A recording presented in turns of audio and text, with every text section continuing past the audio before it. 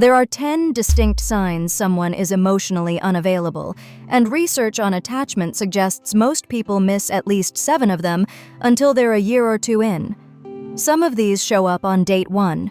Others don't show up until you finally relax, which, ironically, is exactly when they get dangerous. Here's the thing about emotional unavailability. It's rarely a red flag waving in your face. It's quieter than that. It's the future that never gets planned, the joke that lands right when things get real. And it looks different depending on where you are, brand new to someone, or years into a life with them. That's the angle for this one. How the same underlying pattern dresses itself up differently at month 3 versus year 3. Stick around, because around number 5, we're going to look at a couple who've been together 2 years and still talk like acquaintances. And I'll bet you've had that conversation yourself. Also, if you're the type who actually likes understanding why people do the things they do, hit subscribe, because this channel lives here. Sign 10. The future always stays foggy. Ask what's next, and watch. A shrug, a joke, let's just see. Psychologists frame this as commitment ambiguity, a quiet way of testing whether intimacy feels safe without ever saying so out loud. Picture this. 3 months into dating, you mention a concert next summer, and they go quiet, change the subject.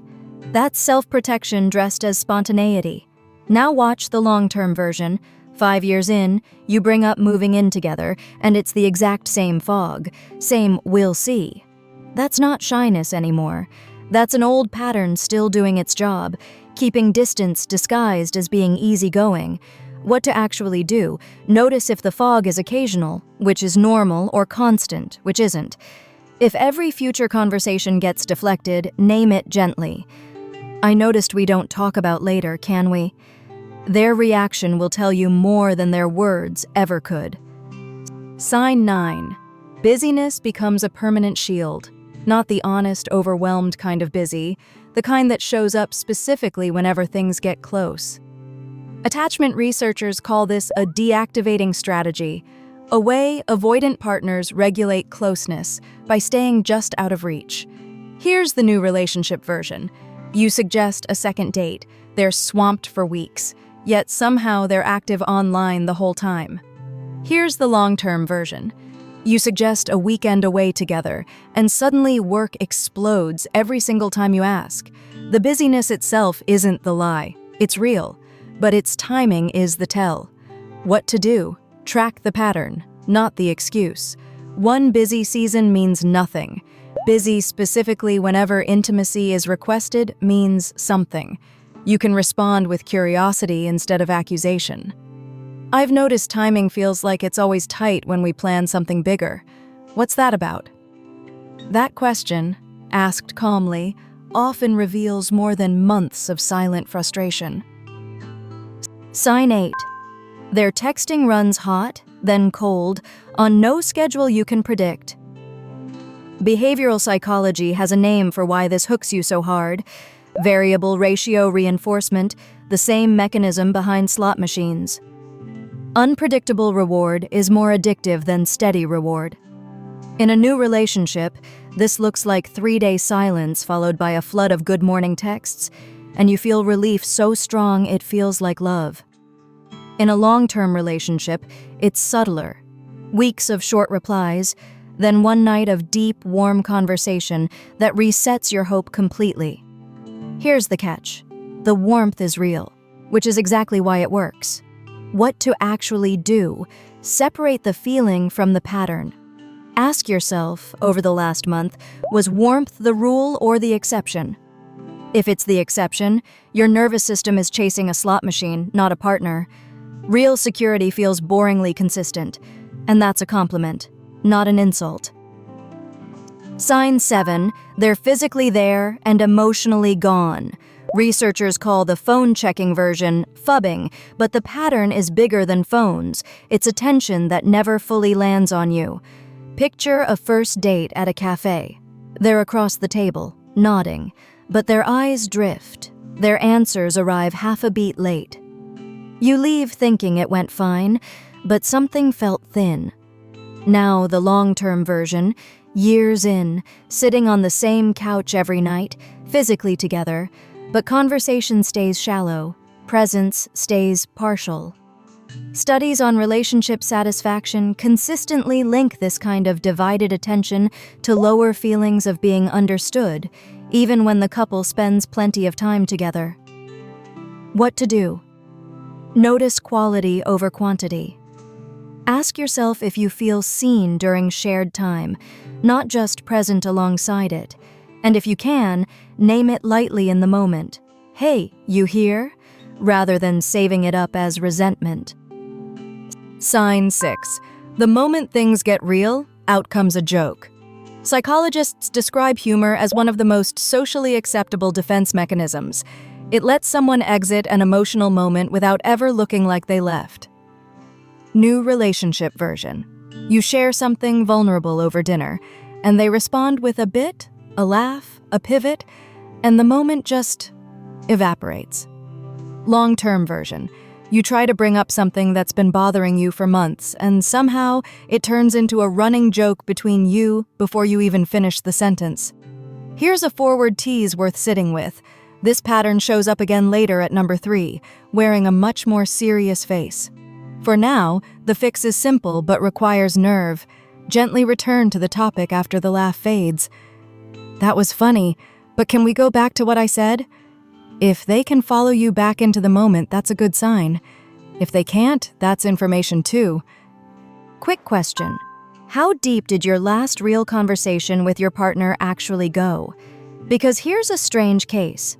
A couple, together 2 years, who could tell you each other's coffee order, but not each other's actual fears. Social penetration theory describes healthy closeness as layers peeling back over time. Small talk, then opinions, then feelings, then fears. Emotional unavailability often freezes that process at layer 1. In a new relationship, this looks charming at first, easy, breezy, no heavy stuff. But 2 years later, it's the same weather and plans conversation on repeat, and you realize the depth never came. What to do? Try one deliberate, layer-deepening question a week.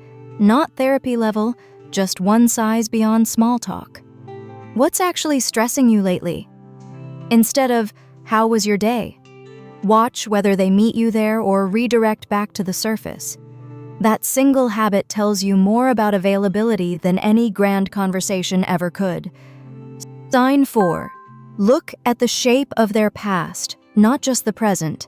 A string of relationships that all quietly end around the 3 to 6 month mark, or years of situationships that never got a real label. That's a pattern worth noticing, sometimes described as repetition compulsion, where familiar relational endings get replayed without full awareness. Early on, this shows up as charming vagueness about exes. It just didn't work out repeated for every single one. In a longer relationship, it can show up differently. They've technically stayed, but part of them seems to be quietly preparing an exit that never quite arrives. This isn't about judging someone's dating history.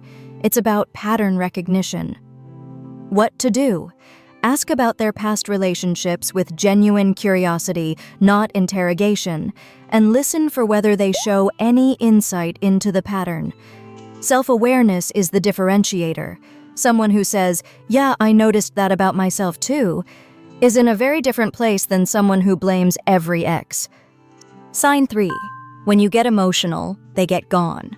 Not physically, but somewhere behind their own eyes. This connects to what attachment researchers call fear of engulfment, a discomfort with closeness that gets triggered specifically by someone else's big feelings. Early on, it looks like this. You tear up talking about something hard, and they go stiff, change the subject, or suddenly need to check their phone. Deeper in, it's heavier. You're upset about something real in the relationship, and instead of leaning in, they go quiet, leave the room, or somehow make your feelings about their discomfort instead. This is the serious cousin of the humor deflection from earlier. What to do here matters more than most items on this list. Don't shrink your feelings to keep the peace. Say it plainly. I need you to stay in the room with me right now. If this pattern feels severe or constant, a therapist can help both of you build the skill of staying present through discomfort. Sign 2. You're never quite official, never quite over, just permanently, almost. Just enough warmth to keep you hoping, just enough distance to keep things undefined. This is intermittent reinforcement applied to relationship status itself, not just communication.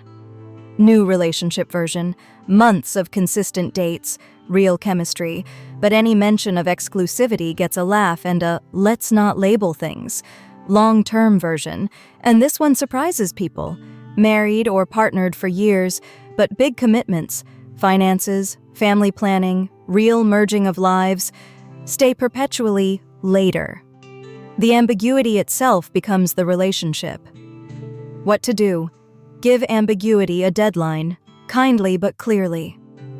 I love this, and I need clarity on where we're headed within the next few weeks. Not an ultimatum, a boundary. Someone genuinely capable of intimacy can meet a reasonable request for clarity. Someone who can't will show you that too, and that answer, however it lands, is worth having. And sign number 1, the deepest one. I don't need anyone, worn like a badge of honor. Attachment researchers describe this as a deactivating strategy taken to its logical extreme, suppressing the need for connection so thoroughly that independence becomes an identity rather than a preference. Early on, it's magnetic. They're so put together, so self-sufficient, you feel lucky. Years in, the shine wears differently. They still won't ask for help, still insist on handling grief, stress, even illness completely alone, and your attempts to get closer quietly bounce off. This isn't strength. Genuine strength includes the capacity to depend on someone sometimes. That capacity is what's missing here. What to do? This pattern rarely shifts through pressure or pleading. It shifts through consistent patient safety over time, and sometimes not without professional support. Notice if there's any softening at all when you show up reliably. If there's truly none, ask yourself honestly whether you're loving a person or loving their potential. Here's the real lesson underneath all 10. Emotional unavailability isn't usually one dramatic moment. It's 100 small ones, and they show up differently depending on how long you've known someone. New relationships hide it in vagueness and charm. Long relationships hide it in routine and quiet distance. Either way, the fix is the same. Name what you notice, gently and clearly, and watch how it's received. That response is your real answer. So tell me in the comments, which one of these 10 hit closest to home for you, in a relationship past or present? I read every one, and if this helped you see something clearer, subscribe, because we break down a new piece of relationship psychology every single week.